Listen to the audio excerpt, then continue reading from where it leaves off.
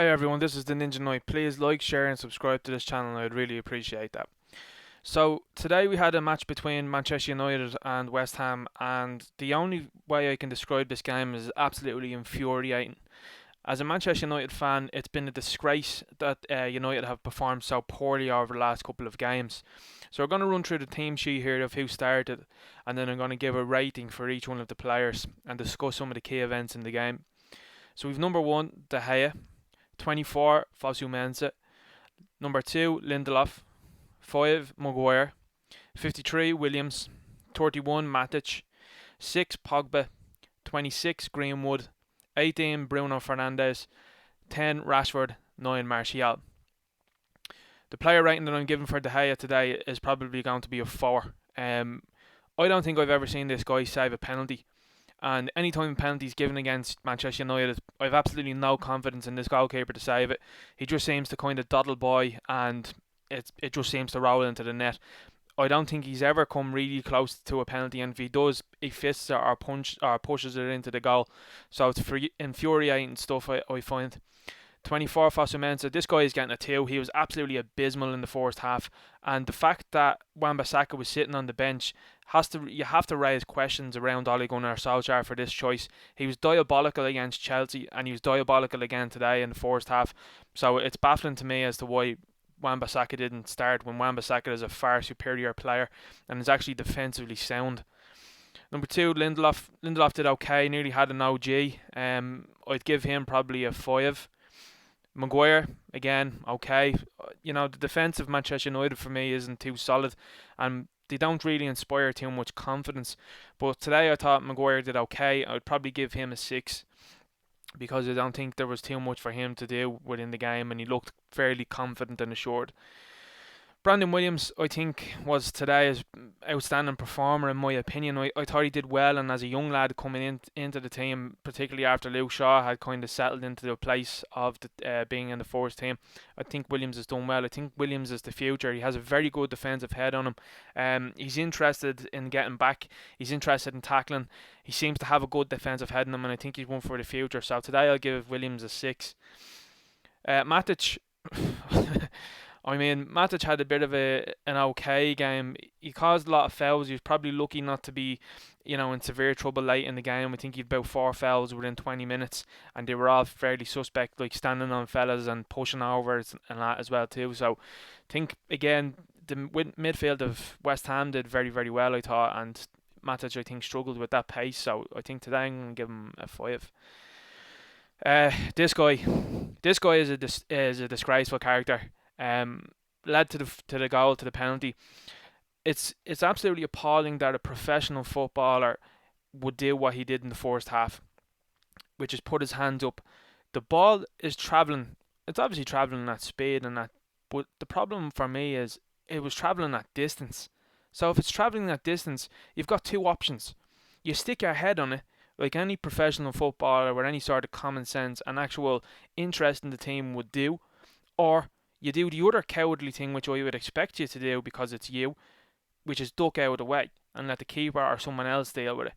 You did neither of those and you threw your hands into the air, and you're a disgrace to the club and you should be gone.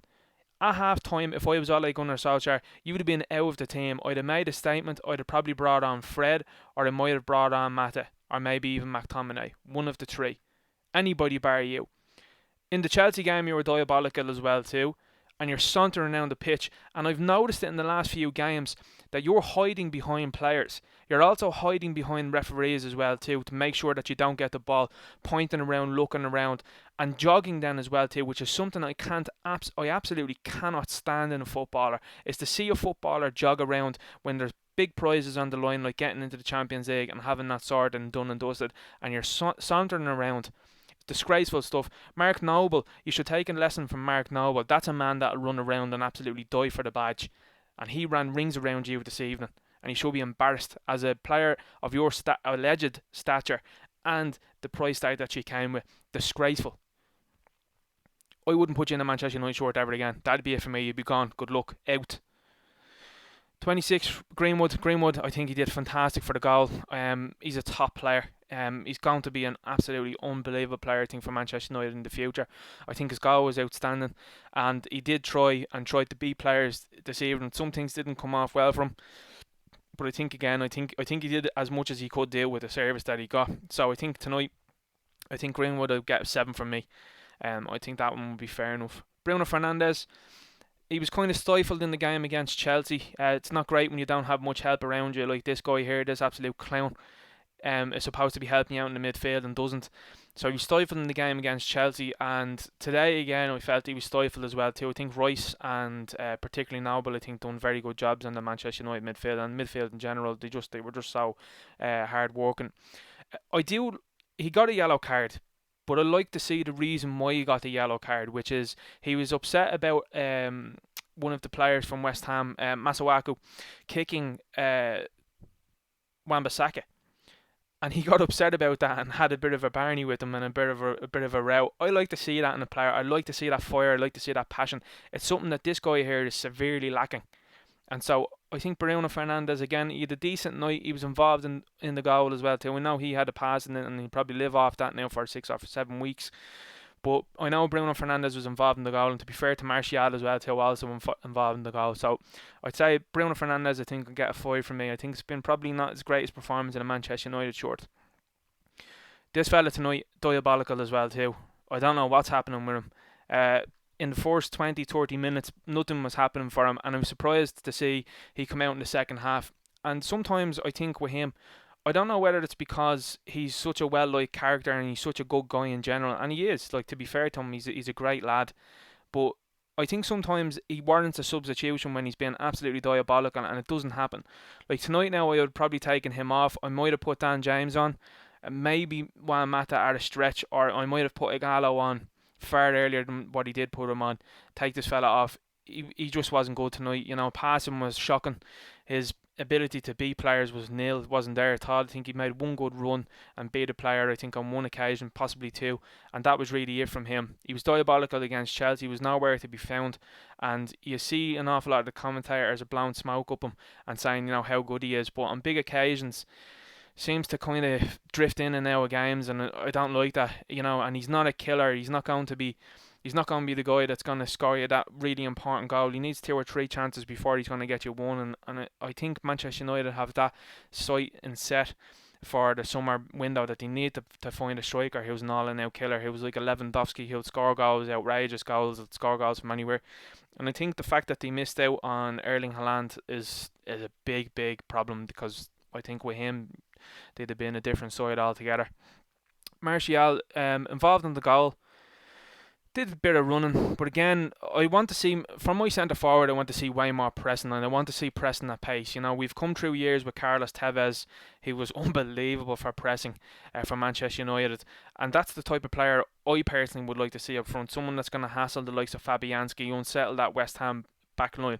But this guy just doesn't do it. He kind of saunters about as well too, and it's not something I'm a big fan of. But I thought ultimately I'd probably give him a 5 for his involvement in the goal. But other than that, I don't think he really had a kick more than that. Now, the involvement in the goal.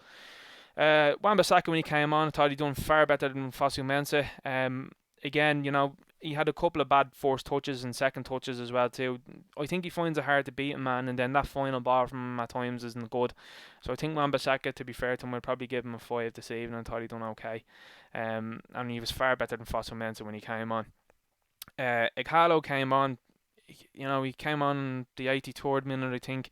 It's not enough time for a guy to be coming on. I mean, Solskjaer said it himself earlier this season that if anyone's coming on around the 80-minute mark, they're only on to eat time, and they're not going to, in his opinion, they're not going to make a big impact, which is ludicrous stuff considering who Solskjaer is, really.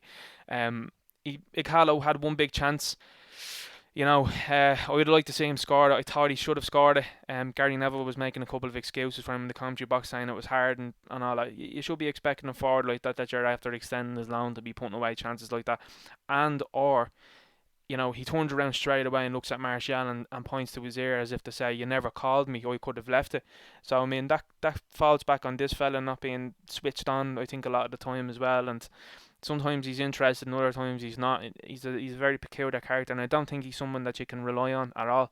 I don't think Martial is someone that Manchester United can rely on the slightest. I think he's had great goals, he's scored brilliant goals for Manchester United, he's cropped up now and again, but reliability is something that this guy needs, and he needs consistency to be really, respected, I think, in my opinion. So with Carlo, I suppose give him a 3 since he came on, and he came on late. He didn't do much, missed a big chance. Could have really stepped over it and let Martial finish it. But again, he's shouting and saying, "Well, you didn't call me," so that's more his fault than it is his, really, because he doesn't not supposed to have eyes in the back of his head. Ultimately, I think Manchester United, they're going to have big wholesale changes over the summer. They're going to have to do something. They badly need another centre half, I think. I don't know, and I don't really think, and I don't really believe in Maguire being the full term, long term answer. I think he's a good defender. I don't think he's outstanding. He doesn't look like, to me, he doesn't look like, and it's an awful it's an awful comparison to bring, but you look at, say, Virgil van Dijk, and he's leagues ahead of Maguire in terms of his defensive ability and also his vision of the game as well too. So I think Manchester United still need a centre half that's going to really step up and be counted in big games. I'd be surprised if this fella plays much for Manchester United ever again. I'd be selling him on now. That'd be my opinion.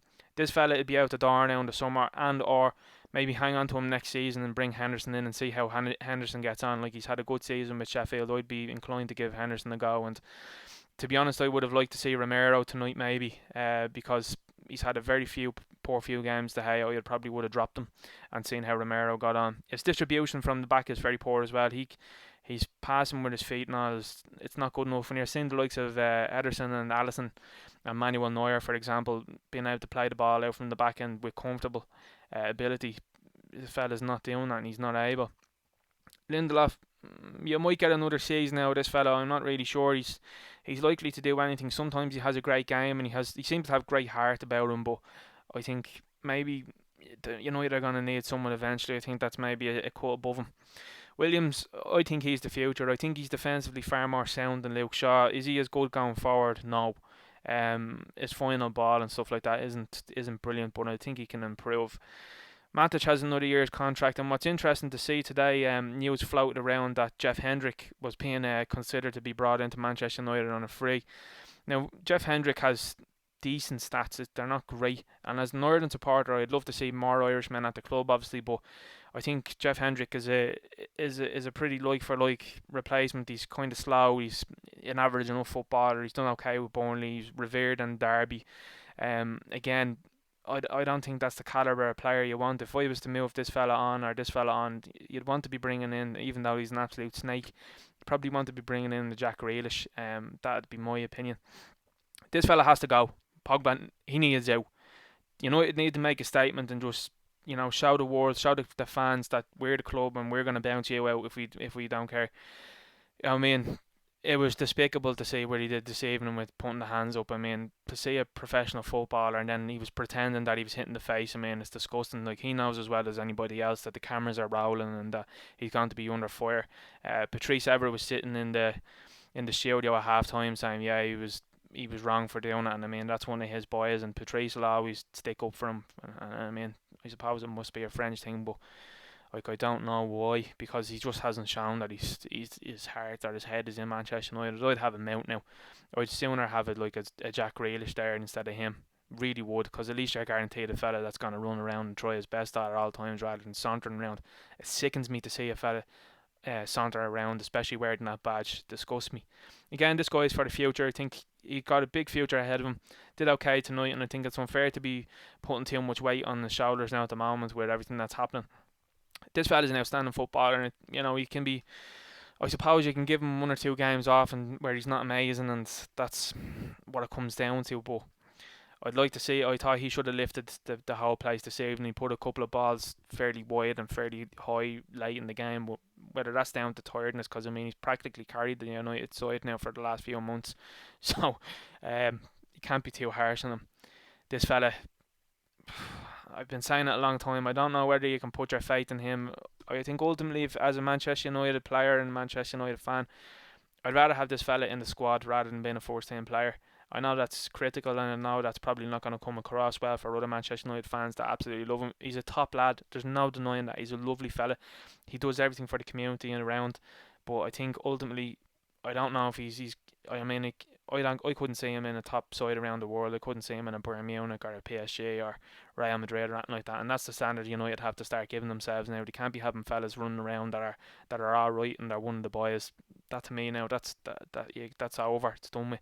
You're one of the richest clubs in the world. You can't be having some of the donkeys that are running around on the pitch. You know what I mean? Like last week or the week before, we seen Greenwood being taken off for this clown, and I mean he was as surprised as we were because this guy, he's another one that needs to get the boot.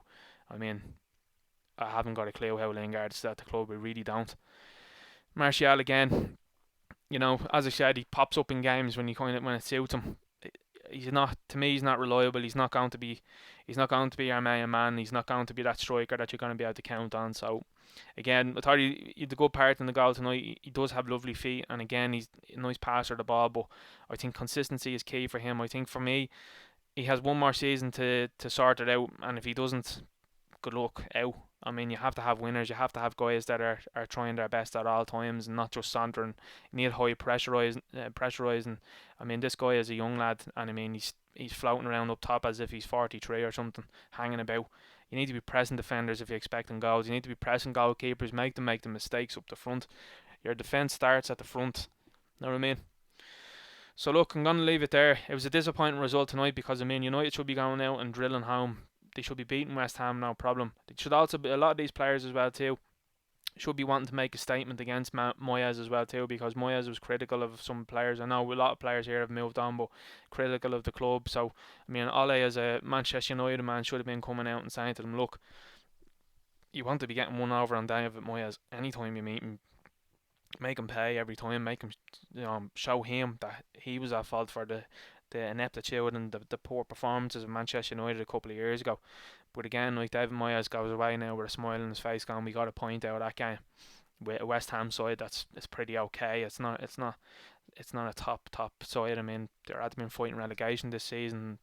That's the story of Manchester United. Chelsea slip and Manchester United slip. They just can't cover the ground. So there needs to be a ruthlessness that needs to happen at Manchester United very soon. Otherwise, it's time to move a few people on, and that comes from the top as well. I mean, you have to go into games hunting these teams down and beating them. So anyway, I'm going to leave it there. Please like, share and subscribe. Really appreciate that, and I will talk to you later.